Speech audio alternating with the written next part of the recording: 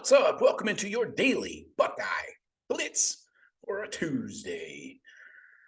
Now a recruiting Tuesday. Sorry, I had to move recruiting to Tuesday because I want to get you guys the most recent up-to-date info.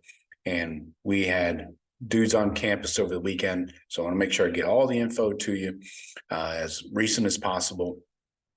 So we may have to move permanently the recruiting shows to Tuesday and like Friday, maybe Tuesday and Saturday. I don't know. We'll see. Whatever works out best for getting you the information. All right. It is April 11th, 2023. We're talking recruiting, of course. So let's talk about Edric Houston. Kind of a new name in the defensive end recruiting world as far as Ohio State's concerned. Not new necessarily to the staff, but new to us fans, I would say. We're all well aware of Dylan Stewart, Booker Pickett, and Elias Rudolph, but Edric Houston, 6'4", 260, is out of Buford, Georgia. He's a 5-star, #1 ranked strong side defensive end, okay, in the country. Not just in Georgia. So, we typically do okay in Buford and generally speaking in the Georgia area. Obviously, see Aaron Nolan most recently. So he was offered actually over a year ago, January 2022, which is very early for Coach Johnson. If you know Coach Johnson, he likes to wait till a kid's senior year. He always comes in late. So maybe he's learned his lesson after last cycle, getting closed out on the 3 5-star DNs late. So he has visited. He visited Friday for spring practice. He visited last year for the opener in the season opener last September. He said, quote, about his visit this past Friday. He said it went good. What stood out were the facilities that they have and the ones that they are building. Hold up. I'm not aware of any buildings being built. I haven't gotten any texts from Gene. What the hell's going on around here? All right, back to the quote. Along with their academic program and their training facilities. Everything I expected them to have, they had it. It was amazing. He also said it was great being able to see Coach Johnson teach. It was just amazing how he wouldn't even tell his players why they lost a rep because they already knew why, just based on what he taught them previously. He also went on to say, it most definitely is easy to see why Coach Johnson has the reputation he has. He's just great at what he does. He moves around, and when he's able to demonstrate the drill for his players, and he's even able to demonstrate the drill for his players if he needs to. He's also interested in the types of players and people within the program. He said the maturity and the bond between the players stood out. He went on to say later, they're an amazing group of men. They love and care for each other in regard to the players. I was able to see that in just a short amount of time that I was there. I definitely see that it's a good fit for me, both as a player and a person. They have an amazing community, great staff, and awesome players. They also show how great the development of Ohio State is. He said that he spent a good bit of time with Ryan Day. He really broke down the circle of care while we were in his office. My family definitely likes his style and approach. He talked to me about how many people they lost and who they will lose on the D line. And that's a reason why they are recruiting me so heavy. So he has an official visit set for June 16th. That is the hands down biggest weekend of the summer so far. Other guys going after him, schools, Georgia, Bama, Clemson, all in the mix, obviously, being a Georgia kid. His last quote was, Ohio State is definitely up there. I have no problem with traveling, no matter how far away it is. As long as I know that the program will develop me as a person and a player, there's no distance I wouldn't travel to get that. So reassurance there that he's not afraid to leave his own backyard. So that's great. So let's we'll keep you posted on any movement there, but let's see if he comes back anytime before his official visit, and otherwise we'll just plan on updating when he's on the campus for that. Let's talk about Aaron Nolan. obviously the big commit last Saturday night. What's his impact? Is he going to be recruiting? We caught some quotes from him. He said, quote, "I'm very willing to do that. Being a quarterback, you have to recruit. You have to lead your class, and I'm going to go out and recruit. I've been recruiting before I committed. I want to make sure not only me, but Ohio State is in great hands on and off the field." Good looking out, kid.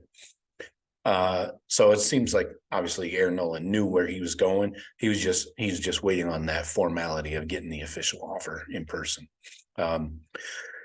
Nolan has grown close with James Peoples, the running back, Jeremiah Smith, the receiver from South Florida. Has been hearing from Miles Graham and Ohio State offensive line commitments as well. He's already reached out to O linemen like Brandon Baker out in California. So Aaron Nolan is going to be, he's got that personality. He's got that it factor. I think people like gravitate towards him, so I think he could be a hell of a recruiter. So let's see who else he can bring in. Let's maybe look at the defensive side of the ball. Air, please, por favor. Anyways, what else? Let's talk defensive side of the ball while we're at it. Aaron Scott released his top 12. Yeah. I might have mentioned this last week, but we'll bring it back around again. He's got over 30 offers. We all know him.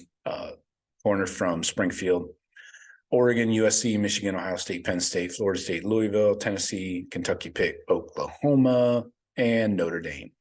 All right. He had a bunch of nice things to say about every school, I'm sure. So let's talk crystal balls and future casts. Some of you may not believe in crystal balls. One of you actually told me that in a comment on the video, so thank you for telling me. But some people put a lot of stock into it because, some of these recruiting writers, this is their reputation on the line, So crystal balls and future casts, I don't even know what On3's thing is called. I don't have time for more than 2 like recruiting sites. It's just really, do we need that? Anyway, and the same guy started all 3 of them, Shannon Terry.